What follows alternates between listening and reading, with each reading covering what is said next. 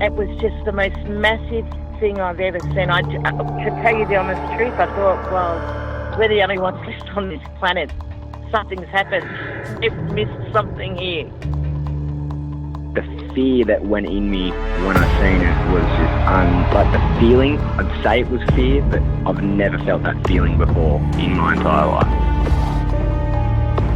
It's a weird feeling, like you can't explain it when you don't know. You feel like you're being followed, but you don't know what it is. We had two to our right, another one in front of us, another one to the left, and another one just across the road, shaking the daylights out of the tree. All we get was a big red eye. I remember waking up and looking at the end of the bed, and there was a figure there, almost insect-like, and then I blacked out. Welcome to the show, everyone. My name is Cade Moyer, and you are listening to the Believe Paranormal and UFO podcast. If you have had an encounter and would like to share it, please get in touch with me. My email address is believepod@gmail.com.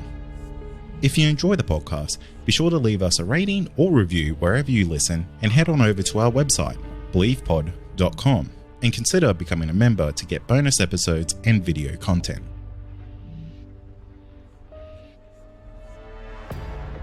Tonight I'm joined by Neil, and Neil is actually a returning guest from season 11, episode 6, The Lights Keep Returning. And I always say to guests that if something weird continues to happen, get in touch with me. And Neil has done just that, because his little property is full of really interesting activity. So I'm really glad that he's decided to come back to the show. So Neil, welcome back to the Believe podcast. Great, thanks for having me back, Cade. It's great to have you back, mate. Your property is really full of weird activity, because there was a whole bunch of stuff that we really didn't even get to touch on the first time that you were on the podcast, which was kind of related to some yowie activity and stuff like that. So let's maybe kick off there, because I am always down for a good yowie story, and your property seems like there might be one kind of around the area. Well, I've tried to find out if there's a clever man in town, and I've asked a few of the local Indigenous folk, and I can't seem to find one. So I don't really know anything about the Indigenous laws or superstitions or facts around here, so I struck out there. But no, I mean, it all started with a trail cam. We've been setting a trail cam up the back of the property, which backs onto a national park, I'll just add. And we set the trail cam up during the drought to water and feed the kangaroos and the wallabies, because it was terrible drought. And whenever cats or foxes turn up, we usually put a bit of tuna in the trap and try to trap them, because we're big fans of the native animals. So we've been doing it for probably 3 or 4 years now. Every night I'll just take up a few apples and pears, and there's water up there in an old sink that runs off the rainwater runs off the old shed up there. So we set up the camera every night when we walk the dogs. And checking the camera one morning, the missus goes, "Oh, what's this?" So I looked at it, and bugger me if it wasn't an orb, if it wasn't a min light. Now, it couldn't be anything else. Now, I put it up on a Facebook page to say, what do people think of this? And I think I sent it to, I forget his name. He's a UFO bloke. I was listening to a podcast of him. He was talking about orbs and stuff. It might come to me later. But I sent it to him, and he said fascinating. So anyway, you're going to get your detractors, which is fine, You can't believe everything you see or hear. And this one bloke was trying to tell me that it was lens flare. And I'll tell you for free, it wasn't lens flare, because, like I said, for years we've been putting this camera up there, and it couldn't be moonlight, it couldn't be spotlights, it couldn't be house lights, it can't be car lights, it can't be anything but an orb or a min light, whatever you want to call it. So anyway, it turned up. Now, it turned up one night, and then the next night it didn't turn up, and then it turned up again the night after that. And I thought, right, I said, I'm going to see if I can actually see this thing. So one evening, I went up the back. It was well past dusk. It was almost dark. It was like you could only see sort of like about as much light as a full moon. Anyway, so I'm up there and I'm setting the camera up. And we've got a creek run through the property that runs up into the national park. And up, it takes about 45 minutes to get up to these waterfalls. And I suppose it's about a kilometre. Now, up there, the canyons are about, they're not really that far apart. So if you give a coo-wee for an echo, you only get sort of, you're lucky to get one back. You know, it's not a big deal. So anyway, I'm up there and I could hear this bellowing and whooping and howling up the national park, which is probably about a kilometre away. And it was bouncing off the canyon walls like it was loud. And I've never heard anything like it. Like, I'm pretty familiar with the sounds of the bush, you know, foxes, possums, mooses, or not moose, deer and that roaring and everything like that. And this is something I'd never heard before. And it was whooping and roaring for a long time too. It wasn't just like a roar, it was like a roar. It really went off. So I thought, Jesus Christ, what is this? So I listened for about 5 minutes, I reckon, before I got the willies. It really started to freak me out so much to the stage that all the hair at the back of my neck come flying up and my legs got all wobbly and I went, bugger this, I'm going back home. So I went back home and I didn't sort of like register that it could be a hairy man or anything like that, you know, and I had my bloody phone in my pocket. But it's like those stories where people say, did you think to take a photo? No, I didn't think to record it. It just never crossed my mind, you know. I was just fully intent on listening to this. And I didn't really even think of yowie at the time, you know. It never really occurred to me. So then the next morning, I'd take the dogs for a walk every morning up to the back fence and back. And walking up to the back fence, and this overpowering smell of burnt toast. Now, the neighbours, if they could burn a whole loaf of toast in the morning, and they're that far away, I wouldn't smell it. No one was camping nearby, nothing like that. I was looking around for, you know, maybe sort of mushrooms had popped up that were giving off the odour, or fungi or something like that. There was nothing, and this smell was, like people say, overpowering, and it was almost overpowering. It almost made you sick. It was just like a burnt toast smell. And the dogs were really nervous. Normally I've got a Kelpie and a Jack Russell. Normally the Kelpie's sort of like 150 yards ahead of me, smelling where the foxes and rabbits and stuff have been overnight. Well, she was clinging to my leg. She didn't want a bar of what was going on. And the little Jack Russell, she was trying to jump into my arms. She was jumping up and jumping up and jumping up. And once again, I never clicked about being a yowie or anything like that. So anyway, walked up the back fence and back again. And then the next morning, same deal. The smell was there again. And I was just like, what is this smell? So I couldn't work it out. And then I don't know when the penny dropped, but I thought maybe that what I heard up the national park was a yowie. So I thought I better see if I can get onto the internet and find out what they sound like. So I got onto one of your podcasts where this bloke was getting hassled in his camp by one, and his kids in the car, I think it was, and bugger me, if it wasn't burnt toast, could he smell? Well, you could have knocked me over with a feather when I heard that.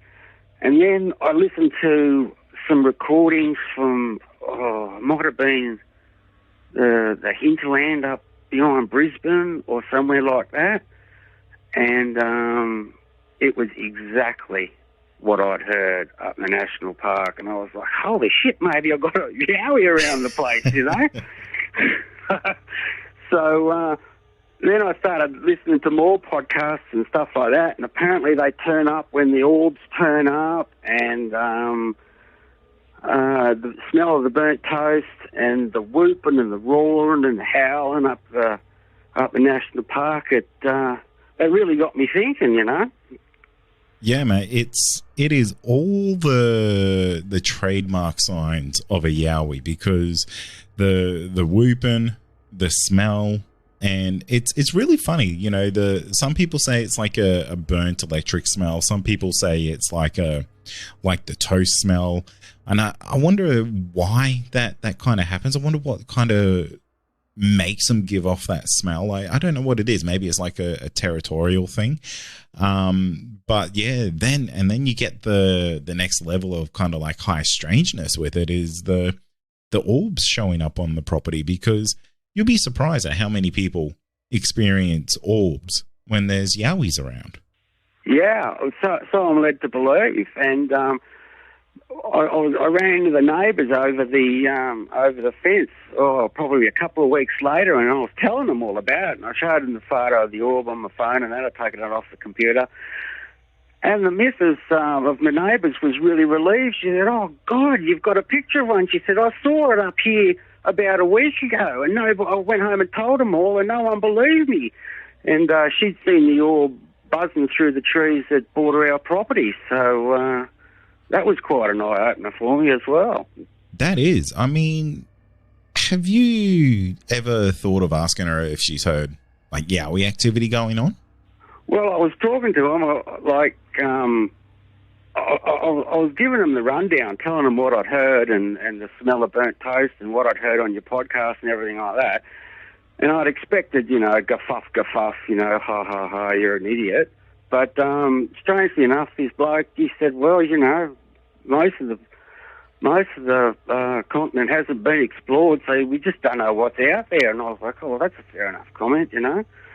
Because I was telling some people at a debutante ball around the dinner table what was going on, and then, you know, you get your dickhead that's going, oh, you thought you saw a yowie, did you? You know, so everyone around could hear, you know, so you're always going to get wankers like that. But, no, the neighbour was pretty cool about it all. He didn't think I was bonkers at all. That's fantastic, because, you know, they sound so open-minded already, because to be pretty open and say, hey, yeah, I saw some kind of orb thing floating around, that's, you know, you got to be pretty far out to come forward and admit that type of stuff. And the fact that you captured it on your trail cameras, which I think is fantastic, because I'm always really skeptical about orb pictures, but the ones that you got, they genuinely look like orbs, you know, like you can't confuse them for bugs or anything like that. These things are these like little kind of self-contained balls of light. They don't glow out to a ridiculous amount that make you think maybe it's reflecting off something. They're definitely not lens flares, because I get sent bloody hundreds of emails a week with lens flares pictures, and yours isn't a lens flare. It's a genuine orb, I think. Well, I mean, and what you can see in the photos as well is they've sort of like got a light signature, where you can see that the little one, which was the second lot that turned up, the little one of the orb, you can see where it's moving off to the left. It's sort of like leaving a little bit of light behind. And the first one that turned up, the one that's right up close to the lens, you can see that it's actually spinning. You know, and I tried to get the trail cam on video and put it on the video setting and everything like that, and we got some pictures on it. I don't know if it was from orbs or just kangaroos or whatever, but we put it in the computer and we just couldn't get it to work, you know. I couldn't get the card to play the videos, because I'm not very computer literate. I'm a bit of a Luddite, and so is the missus, you know. But, if you play them in the gallery, you can see picture after picture after picture. You can see it moving around, you know. So, but the light signature on it I find the fascinating bit. Yeah, I think there's some really interesting captures that you've got there, Neil. And, I mean, if it's okay with you, I'd love to share them with the listeners of the podcast. Yeah, go for your life. And like I said in the email, take no notice of the timestamp on it. It's just that I didn't bother to set the time and the date last time I changed the batteries, you know. So it says 2015 on it, you know, but obviously it only happened last week, so So don't take any notice of the timestamp if you're going to put them up, sort of thing. So, mate, I have to ask: have you been having any more unusual activity in the sense of yowies? Because to hear those roars, that would have been pretty terrifying. Because I always say to people who have these encounters and they have, like an audible experience with these types of creatures, that there's nothing really in the bush that does that here in Australia. Like we don't have bears, we don't have cougars. There's nothing really like that out there that can make something of that volume. What was going through your mind when you heard that type of stuff? Well, I was just trying to work it out. I mean, like, I wasn't thinking yowie at the time. It sort of, like, it never crossed my mind. And I was listening to it, and I was running through all the animals in my head, because I've watched big kangaroos fighting and grunting and snorting and farting and carrying on, and it just did not sound like anything I'd ever heard, and in the end, when I realised that I did not know what it was, it started to freak me out, and I'm not ashamed to say I got scared, I dead set for, bugger this, I'm gone, I'm out of here, and went back down into the house, Yeah, I don't blame you. I would do the same. If there's this gigantic sounding thing out there that you don't know what it is, it's roaring and it's echoing through a valley that, doesn't really echo that well. It's got to be something pretty big to make that noise. Well, it had to be, because, like, you could hear it. It was bouncing off the canyon, and it was, like, bouncing up the canyon. The echo was going further and further away as it just kept going bounce, bounce, bounce, bounce, bounce, and it would have had to have been so loud to do that up there.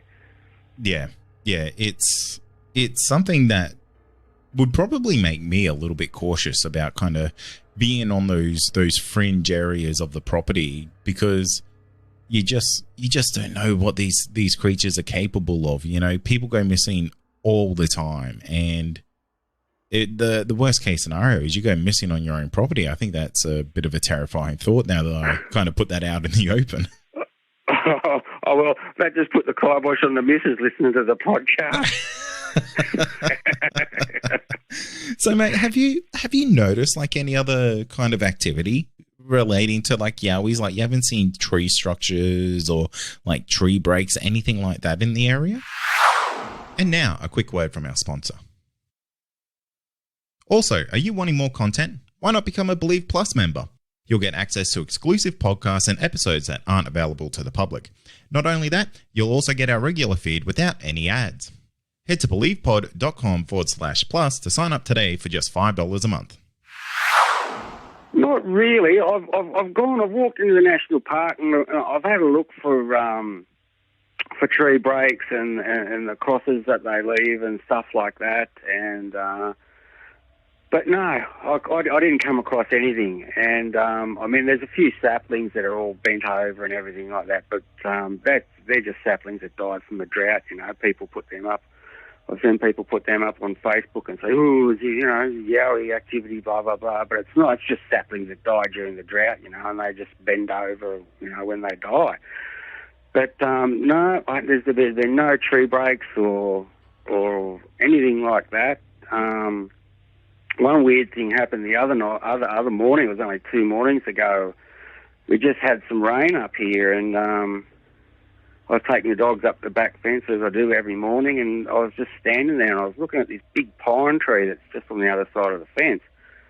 And the bottom third of it is all the branches are dead, but like the top 2/3, it's fine. It's a healthy tree, but the bottom third branches are dead, and they're big branches. They're about the size of your arm, And I'm just standing there looking at it, and as I'm looking at it, it just shook as if somebody had hit it, and all the rain just dropped off it, just like that. And there was nothing around, nothing. A stick couldn't have fallen on it or anything like that. There wasn't a sound. The thing just rattled for absolutely no reason. And I've been thinking about that quite a bit lately. That was pretty. How big was the tree? 20 metres. It was a big tree. And like a fairly girthy type of tree? Yeah, but not big enough for anything to hide behind. And I even sort of like took a few steps to the right to make sure that there was nothing behind it, you know. But there was absolutely nothing there. But there was absolutely no reason why this branch would have shaken the way that it did. It was really weird. Yeah, it kind of puts you on high alert, you know, with everything that's already kind of going on your property. To have something kind of weird like that happen would just kind of have you on your toes a bit, wouldn't it? Yeah, well, I mean, like the dogs weren't freaking out. They were acting pretty normal. The Kelpie was ahead of me on the other side of the fence, running around, sniffing out where the foxes had been and stuff. They weren't freaking out at all. And yeah, I just thought it was just one of those things that it just stands out as weird and unexplainable. Like another one that happened, I was walking the dogs with Mrs. in the orchard just before dinner one night, and the sun had gone down. It was like 20 minutes under the horizon, and we're walking around, and I was just, for some reason, I just looked up, and I was just looking in between these two trees at the front of the orchard, and then out of nowhere, like a rocket, there was this bright yellow light. It wasn't a orb or a min-min, it was a flat light. It was about 2 foot long. It was about 6 inches wide, and it just went like a bat out of hell in between these two trees and disappeared as it went in between these two trees. It didn't keep going. It got in between these two trees and then just disappeared. And the missus was standing right next to me, and she didn't see it because she wasn't looking up there. But as soon as I saw it, I exclaimed to her. I said, you know, did you see that? Blah, blah, blah. She didn't see anything. So, yeah, there's another weird turnout that happened. Yeah, that's super weird. That's a light rod that you saw. Is that what they call them? Yeah. So I kind of learnt about the light rods from a gentleman called Damien Knott. And he lives in rural New South Wales, and I believe he said he lives in a little town called Dunedoo, and he alluded to the fact that there's potentially a lot of quartz in the soil out there. So there's like a lot of mineral based rocks out there.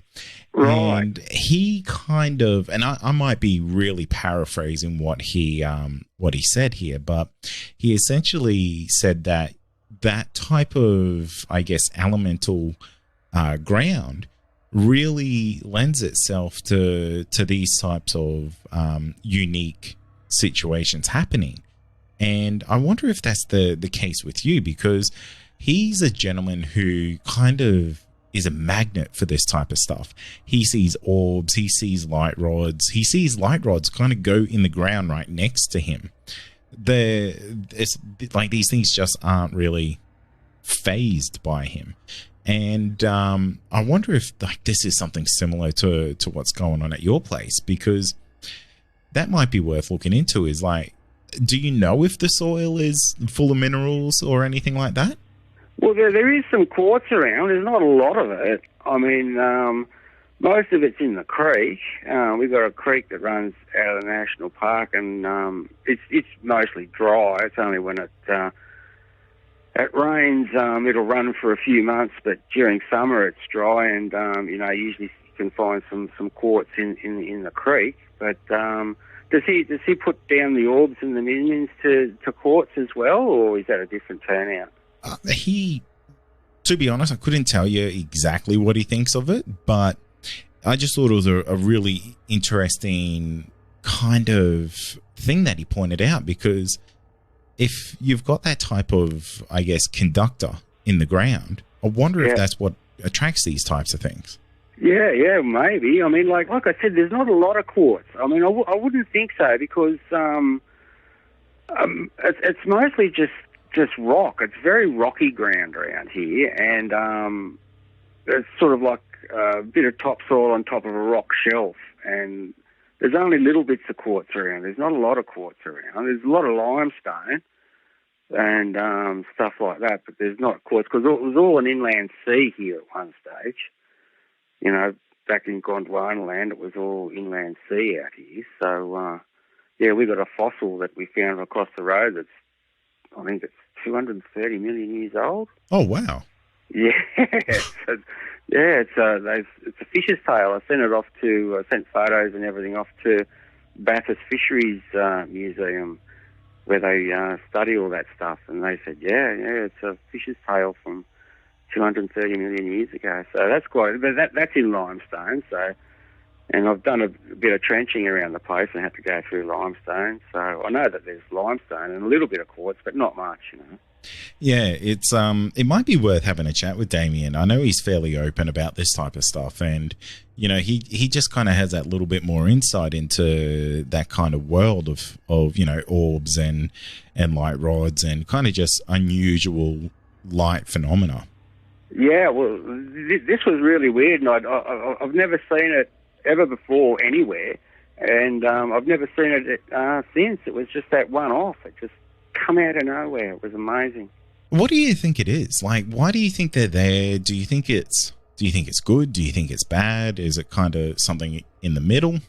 I'm not really sure. I'm just curious about the whole lot, I mean, the national park, it's a magnificent national park. It's well renowned for bird watching. And I've done a little bit of research on it, and Indigenous folk didn't come out here much, from what I can gather, because they didn't have to. Everything that they needed was by the Lachlan River. So there's no stone tools or paintings or sacred sites or anything up here. It's all been quite left alone, really, and intact. I think the loggers came through here in the 1800s, and that was about it.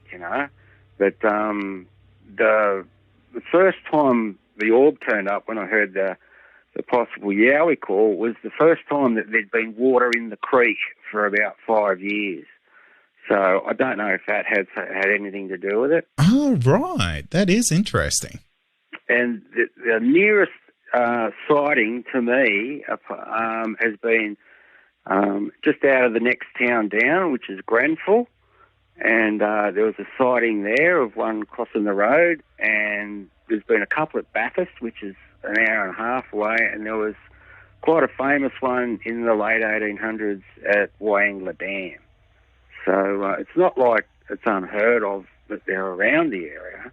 It's just that I haven't been able to track down any clever men to find out, if they've got a name for this one or anything, Yeah, I hear a lot of weird activity happens around the Bathurst region, and I didn't realize you were so close to it, because there's a funny little town out that way called Hill End, and that just seems to be this kind of little paranormal hotspot at the moment. Yeah, Hill End's more towards Mudgee. I used to go bow hunting out around Hill End, and it's a very interesting place indeed, especially like the Chinese used to get in there and go do the gold mining. There's old Chinese graves and stuff out in the bush out there. When you come across them, it's quite weird, yeah. Yeah, it seems to be this like little funny corridor through that area of just weird, unusual activity that honestly just really can't be explained. If it's yowie, if it's paranormal, if it's, if there's something else causing it. Yeah. I mean, like Hill End's got a feel all of its own. It really does. It's a strange little place. Yeah. It's I like it. It's one of those places I really do want to visit, because that whole part of Australia just seems to be so rich in this. I don't know if there's an untold history going on there, but I don't know. There's just something weird going on, and I think there's a story to be told around that region. Well, I think there was a lot of Indigenous living around that area too, and I mean, it's quite rugged. It's very, very hilly and very, very rocky, so a lot of it people just don't bother with, because there's not much there but trees and rocks, and it's very steep in places, so there's plenty of wilderness out there where a hairy man can hide. Yeah, definitely. And it's a place that probably has a lot to tell, but with your encounters and your property, do you find that activity peaks up when you're paying attention more to it, or is it something that just kind of comes and goes? Like there's no rhyme or reason to it? No, there's no rhyme or reason. It's just like with the UFOs. I haven't seen anything since May, and then I walked out there about a week ago, 10 days ago, and I saw the most amazing UFO thing. Do you want me to tell you about that one? Of course I do, mate. I have been hanging on to hear this because the email you wrote me was amazing, and I need you to tell the people. Right, okay. Well, this really blew my little brain, hey. I went out there just to relieve myself, and I haven't seen anything since May. No flashing lights, no red orbs, nothing like that. It's been dead quiet. So anyway, I go out there, and I'm doing a wee, and I'm looking up, and there it is. He's there. So I was in just the blinking light. And I was in a bit of a bad spot. I was under a tree, and it was sort of like taking a bit of the vision away. So I walked out into the middle of the driveway. And I was standing there, and I was looking up, and sure enough, there he was. He was blinking away, and it was a really bright blink. There was no denying him. And then he moved, and he blinked again in this other spot. And people are going to roll their eyes and go, "Oh yeah, bullshit, mate," you know. But in my head, I was saying, because it was almost comforting to have him back, you know, because, I got so used to them. It was almost comforting to have him back. And just in my head, I said to him, "G'day, fellas, how you been? Where have you been?" I said, "Are you going to show me anything different this time?" And the second I said that in my head, a beam of light, just like a tube light, like a fluoro tube light, it just blinked. It was that quick. It went from where the blinking light was the last time it blinked to where the blinking light was the first time it blinked. And it blinked so bright, and in the middle of it, it's pretty hard to tell because it was so quick, but it looked like a little black square was in this beam of light that went from where one blink was to where the other blink was. If you're looking up in the sky, it was probably 2.5 inches long, which is quite a distance up in the sky, but it absolutely floored me. I could not believe it.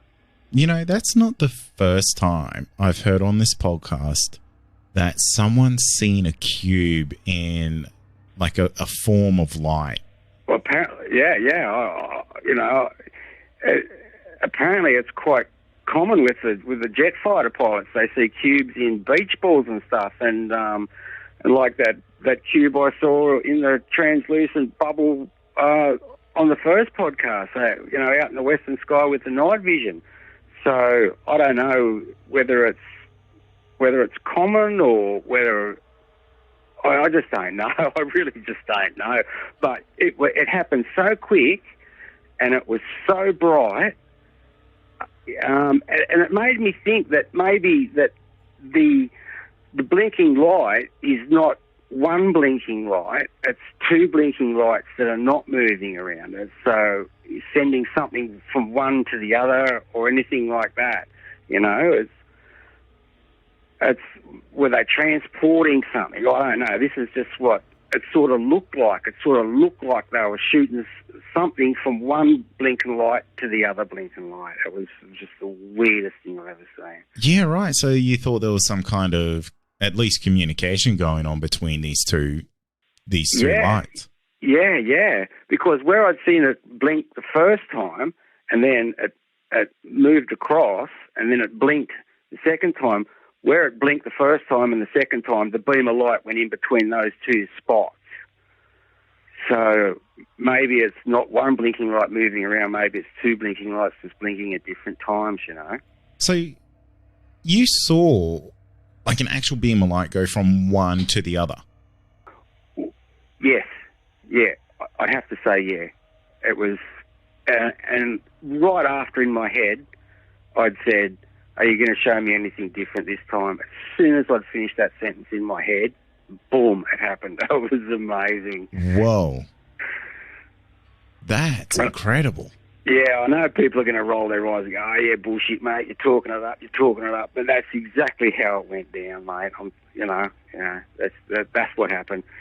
And I've just finished reading Ross Coulthard's book, In Plain Sight, and there was an intelligence report that mentioned how they come into the atmosphere disguised as shooting stars, and how they disguise themselves as stars as well.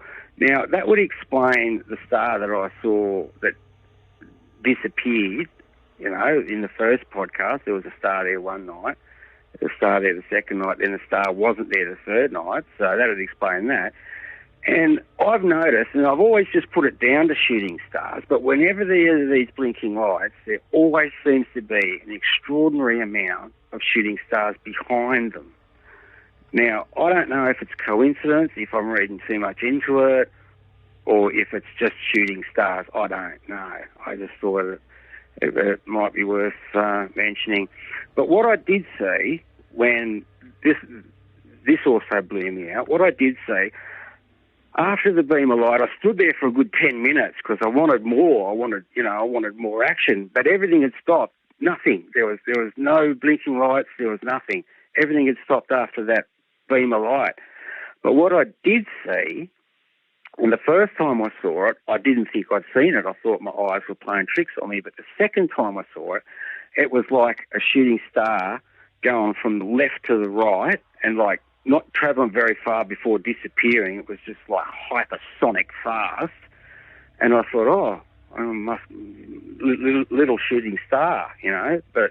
And then it wasn't until I saw the second one from exactly the same trajectory, coming out of exactly the same spot, did I think, whoa, there might be something to that, you know, because two of them, you know, one after the other in the space of about 5 or 10 seconds maybe, just boom. And I thought the first one, like, they happened so fast that, you know, you think, oh, did I see that or didn't I see that?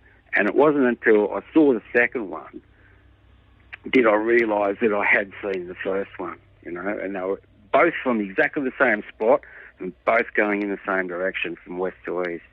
Yeah, that's really, really odd because, I mean, you know, nature is as random as it gets, and for you to see the same thing happen in the same spot literally seconds after each other is, look, I'm not going to say it's impossible, but I reckon it's a pretty rare chance that would happen exactly like that.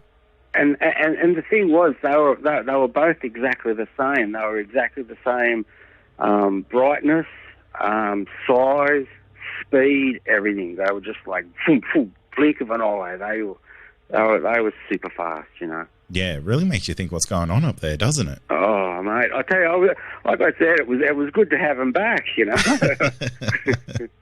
Does it ever give you the heebie-jeebies to think like there's, you know, little weird things flying above your place? Not really. I mean, like, I don't think, you know, I think it was just a coincidence that the beam of light sort of happened after I'd finished a sentence in my head. Are you going to show me anything different this time? I think that was probably a coincidence, but, you know, there's a small part of me that thinks, you know, maybe there's a chance it's not, you know, because for some reason I felt really calm and comfortable when they turned up again, you know. Have you ever tried to communicate with these things before that point in time? Well, I had. I tried the CE5, you know, when I sat out there for 2 weeks watching space junk and everything like that. And I tried the CE5, but I didn't get any good there, but I had the most vivid, real dream during that period that I can still remember to this day. It wasn't a very nice dream, but it was a dream that involved an alien, and I don't know if it's got anything to do with that or just my imagination. I really don't. Yeah, it's because that was actually where I was going to kind of lead the conversation, is to see if you've ever ventured down the CE5 path. It's something that, look, I don't buy entirely into it, but I know people personally very well who seem to have incredible experiences with it. And yeah, I feel like you would almost be like one of the prime candidates for looking into it in a more serious sense. Yeah, well, I gave it a good go. I mean, I used to meditate when I was a teenager, and I got pretty good at it. And so it wasn't much of a stretch for me to start meditating about it all and everything like that. But like I said, it was a pretty weird dream, and it was very, very real. And like, I dream all the time, but nothing like this. You know, it was different. You know, it really was a different dream. Yeah.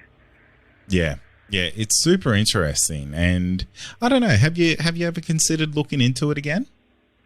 I have. After seeing the beam of light, I thought, you know, it's crossed my mind for sure. You know, I thought, you know, if they are sort of like messing with me, it'd be good to sort of like find out why. Yeah, it is.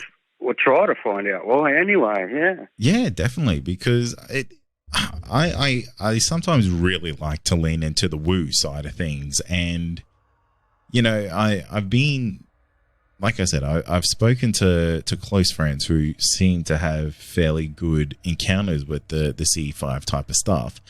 And, you know, they believe it hands down 100%. Like it works, it's real, and you know, they believe that they're having genuine contact with, you know, I won't say beings, but, you know, things. Yeah. I mean, I'm not writing it off. Otherwise, I wouldn't have tried it the first time, you know. But I might look into it some more for sure. I think watch a few YouTube videos, sort of hype myself up for it, you know.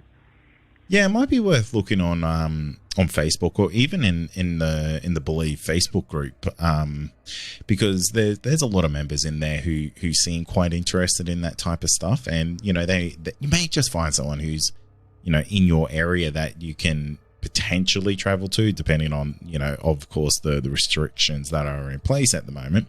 Yeah. But yeah, you know, they might be able to kind of help you out or point you in the right direction, so to say.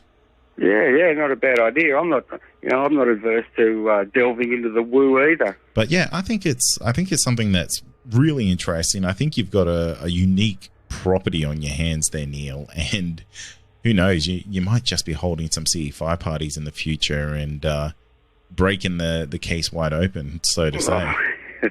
That would be wild. Thank you for listening to this episode of the Believe Paranormal and UFO podcast. If you have had an encounter and you would like to share it, please get in touch with me. My email address is believepod@gmail.com. Finally, don't forget to follow us on all our social media outlets, and be sure to join our Discord server to talk to other listeners of the show. You'll find all these links in our show notes. Thank you.